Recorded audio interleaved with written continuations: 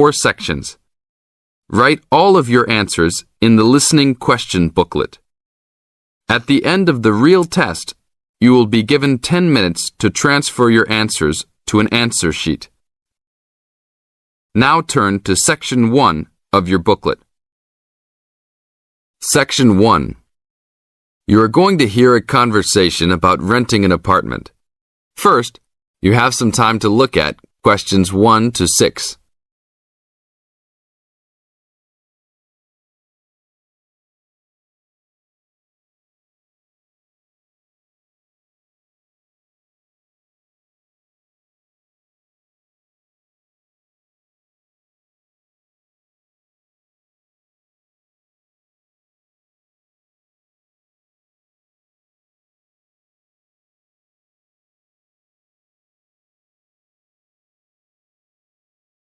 Now listen to the tape and answer questions 1 to 6.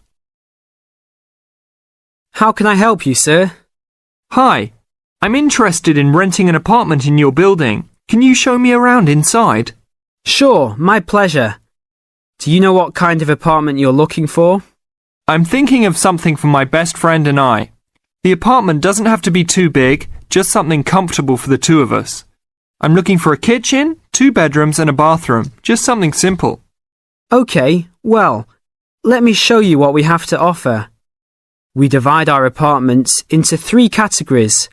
There are standard apartments, upgraded standard apartments, and luxury apartments. Please follow me.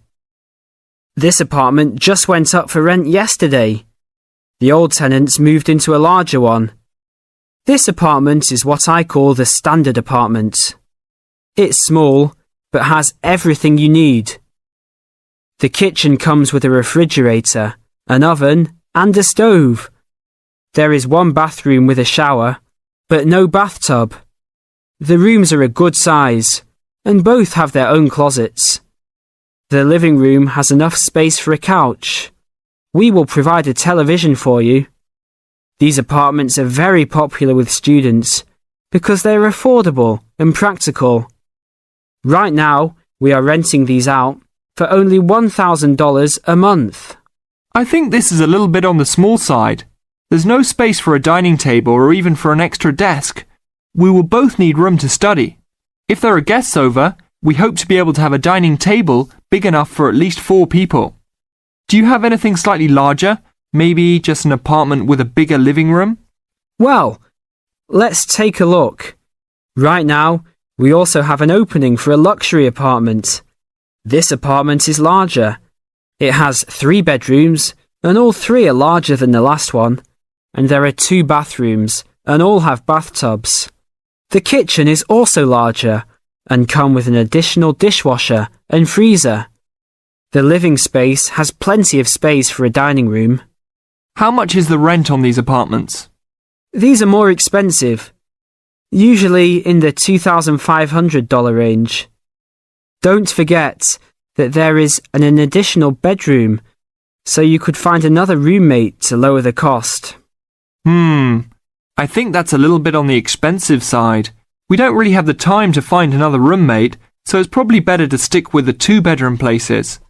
Is there anything between these 2? Come with me. I can show you this apartment right now. But there are people living in it. There are no more of these kinds of apartments available at this moment. But if you decide that you like it, I can put you on the waiting list. And as soon as we have openings, you will be contacted. Sure, let's take a look. This is the upgraded standard apartment. As you can see, it's larger than the other 2-bedroom apartment. There are 2 bedrooms and 2 bathrooms, 1 in each room.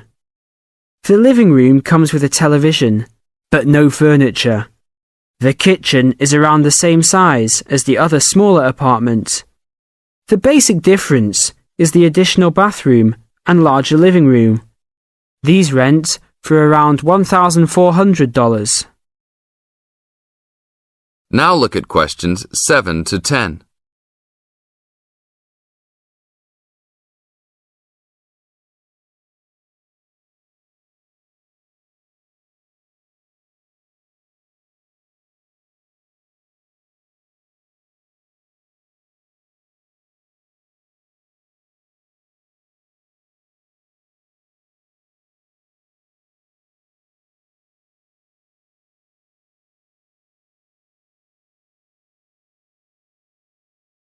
Now listen to the tape and answer questions 7 to 10. Seems like a good deal. Do you know when an apartment like this will be available? That's hard to say. I know these people who live here right now should be graduating soon, so they might be moving out. Well, I guess I'll put my name on the waiting list. Hopefully there'll be an opening as soon as possible. That sounds like a good plan. I will notify you as soon as we have vacancies. You will have to leave us some information and a student identification number. Sure, no problem. My full name is Robert Jack Browning. Could I have your age, please? I'm 38. Your major? I'm studying biology. How about naming some of your hobbies? Fishing, golf, watching movies, and spending time with my family. Sounds like a good life. What is the price range of the apartment you are looking for? Somewhere between $1,000 to $1,500. Your student identification number, please? QS 45890. Could you repeat that? QS 45890. Lastly, could you leave us a phone number? Okay, it's area code 236 580 2287. Thank you very much. I will give you a call as soon as possible. This is the end of section 1. You now have 30 seconds to check your answers.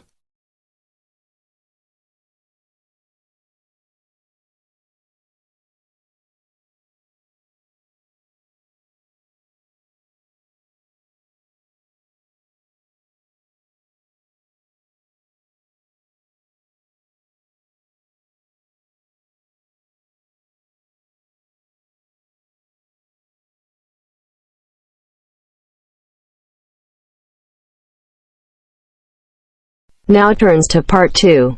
Part 2. You will hear part of an introductory talk to a health club. Listen carefully and answer questions 11 to 15.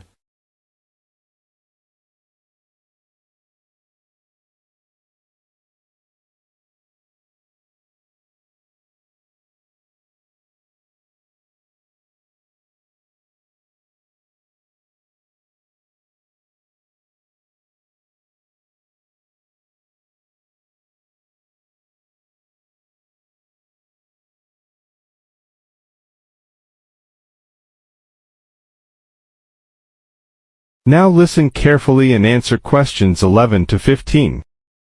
Good morning, everybody. I'd like to welcome you to Rose's Health Club, which is part of the nationwide Rose Group of Health and Fitness Centres.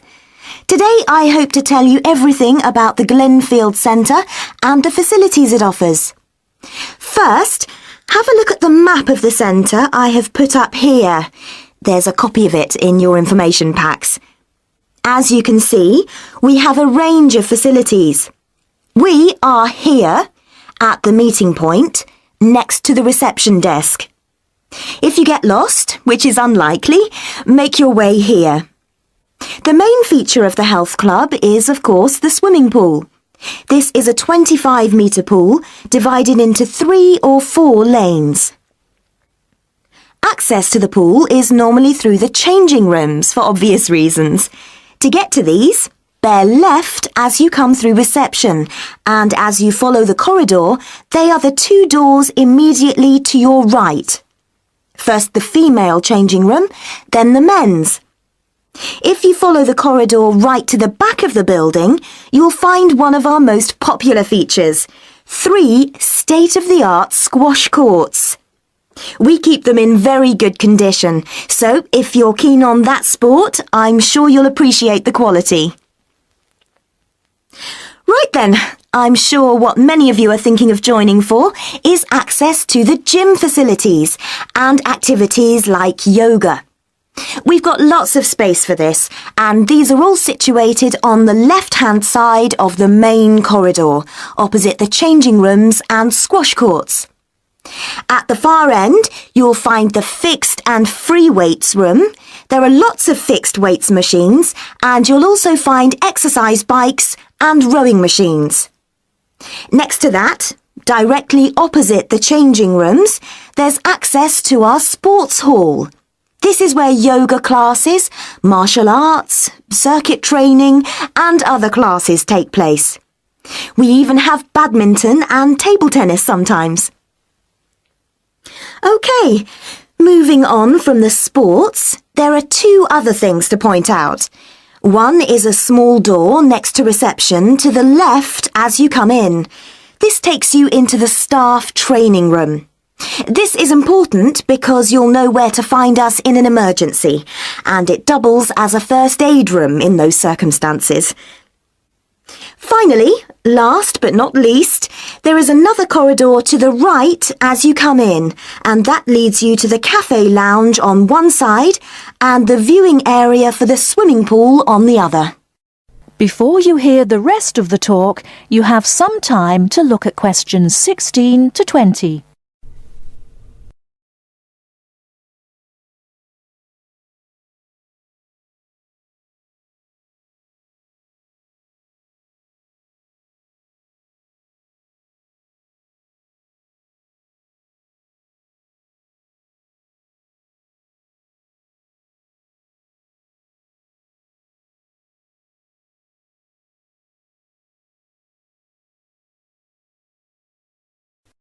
Now answer questions 16 to 20. Now, we will go for a little tour in a moment, but first I'd like to tell you a little about the different kinds of club membership we have, so that you can be thinking about what you want as we go round. We first of all have the Anytime membership. Anytime is the complete go-as-you-please membership. This entitles you to full use of all the facilities during all opening hours, and we're open every day from 5 a.m. till midnight. This costs £850 per year, though there are some discounts which I will tell you about in a moment. Don't forget that the Rose Group is a nationwide group, and this membership also entitles you to the full use of the group's other 250 clubs around the country. The Free Time membership is an off-peak membership. This entitles you to use of the facilities between 10 a.m. in the morning and 3 p.m. in the afternoon. Also, you can use the facilities at any time at weekends. This costs £500. Note that you will still have access to a personal trainer under this membership scheme. Finally, a standard membership costs £400 and is a weekday membership really, especially suitable for retired people who can come during the week. There is also a children's membership scheme. Children can join this scheme if they are between 15 and 18 years old. Please note that children of less than 15 can't come to the club without an adult, and they can't take sessions on the sunbed.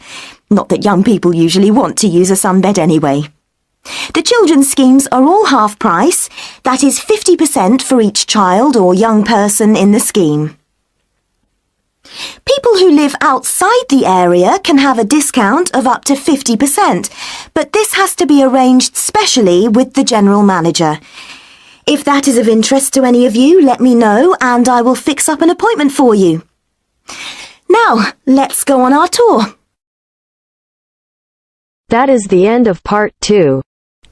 You now have half a minute to check your answers.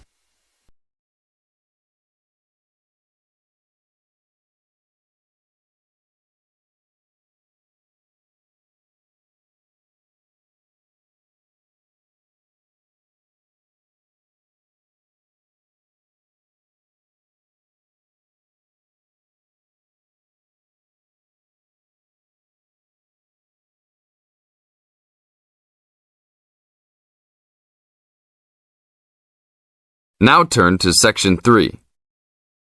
Section 3. You are going to hear a conversation between an interviewer and a professor.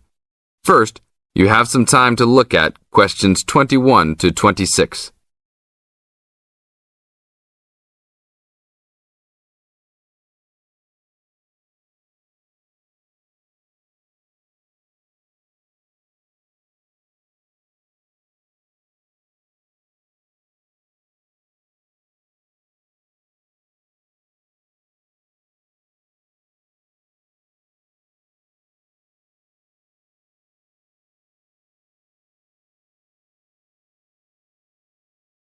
Now listen to the tape and answer questions 21 to 26.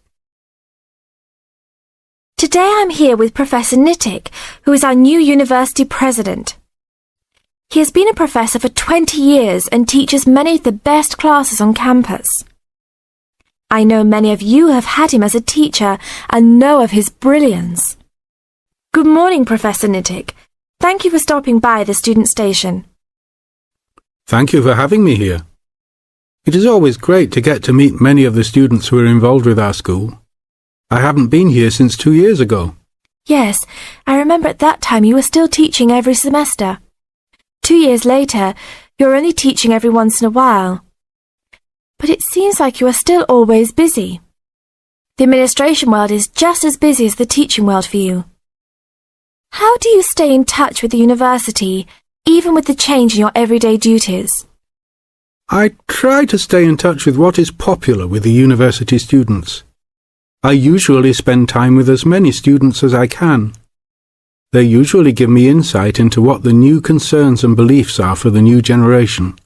On top of that, I try to be as youthful as I can. I consider myself to be youthful, at least for my age. So I always have a good time and try to stay young. I try my best to not just be a teacher, but also participate in university life. Interesting. So, are you still doing lots of academic work, or are you mostly concentrating on administrative affairs?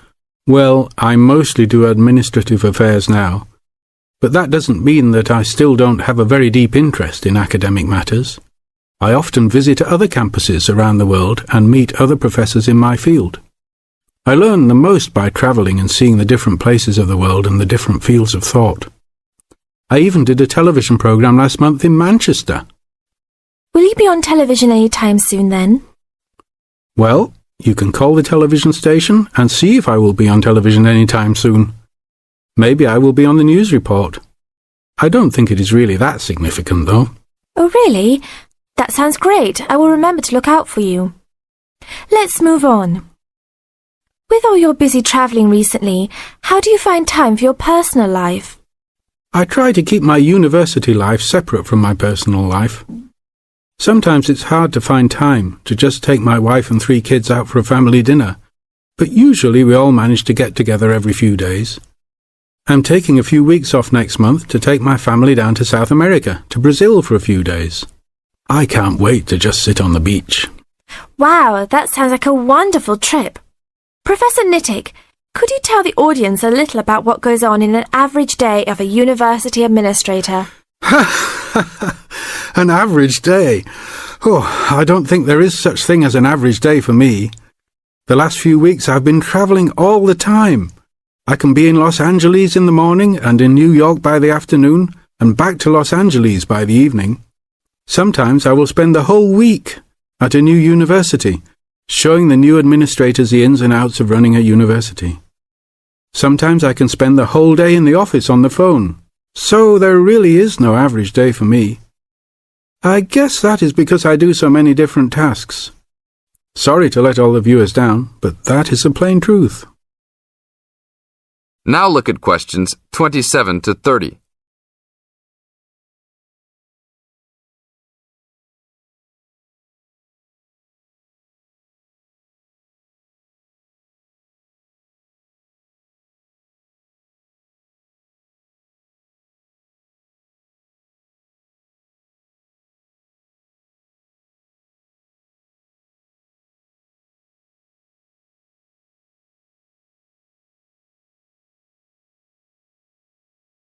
Now listen to the tape and answer questions 27 to 30.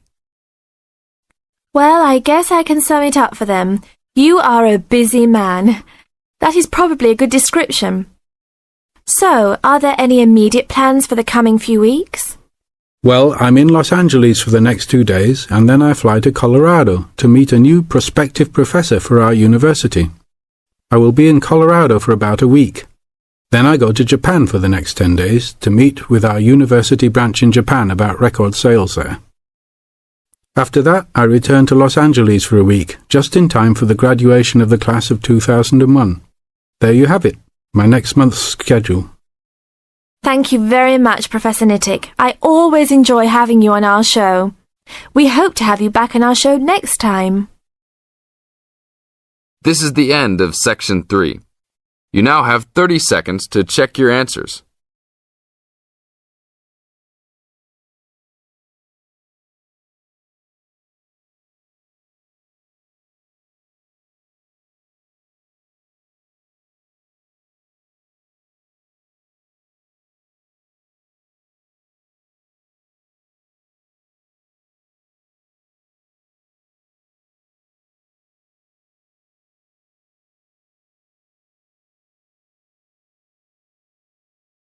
Section 4. In this section, you'll hear a lecture on MSG. First, you have some time to read questions 31 to 40.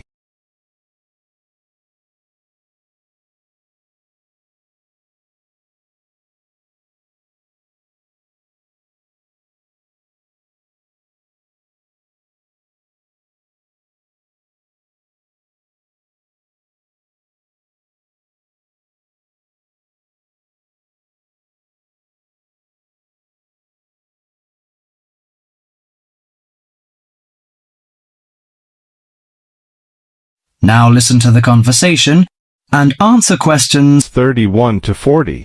You've probably noticed that MSG appears regularly among the ingredients of your favorite foods. But what is it? How long has it been used? How is it used? MSG, or monosodium glutamate, is a chemical commonly used to add flavor to salty or sour tasting foods. The average person knows almost nothing about it, but today MSG is found in everything from potato chips to soup. Its principal component is an amino acid called glutamic acid or glutamate. It was identified by Professor Kikunae Ikeda in 1908, but Eastern cooks have been using glutamate-rich seaweed as flavoring for more than 1,200 years. Glutamate is found in two forms: bound glutamate, which is linked to other amino acids forming a protein molecule, and free glutamate, that has no link to protein. Only free glutamate is effective in enhancing the flavor of food. Foods often used for their flavoring qualities, such as tomatoes and mushrooms, have high levels of naturally occurring free glutamate. MSG is usually produced through fermentation of corn, sugar beets, or sugar cane.